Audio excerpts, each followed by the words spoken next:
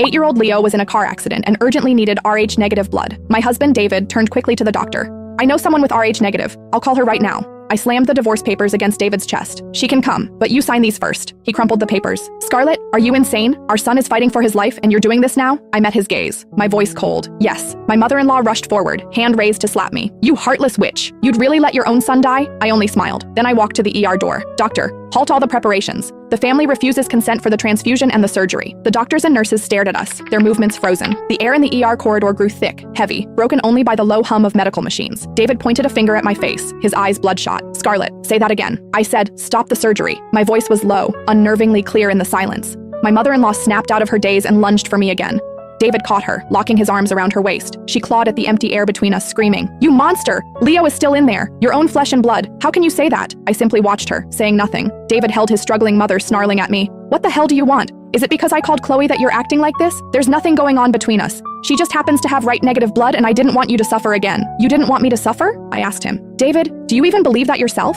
My question choked him, his face twisting in an ugly grimace. "Is this really the time for this? Leo's life is what matters most. Whatever grievances you have, we can talk about them after the surgery, when we're home." "Home?" I looked at him. "David, we don't have a home anymore." I held out the divorce papers again.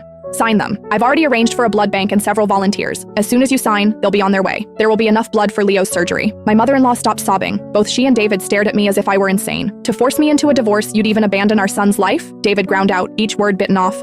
I said sign, and the blood will arrive. I didn't back down. Other patient families began to gather, whispering and pointing at me. "What's wrong with that woman? She's so cruel, right?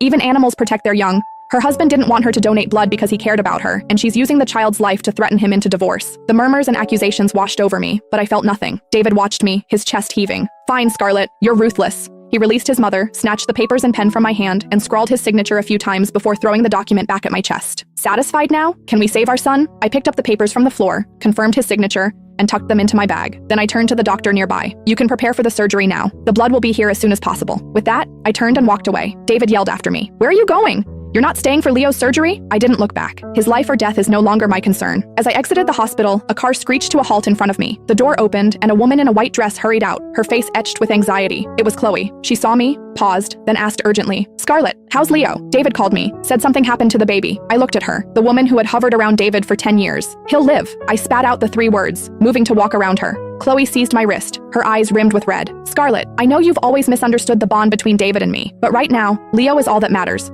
Please don't blame David. He's just so worried about you." Her voice was soft, yet perfectly pitched to reach every onlooker. An elderly woman immediately began to berate me. "What kind of wife are you?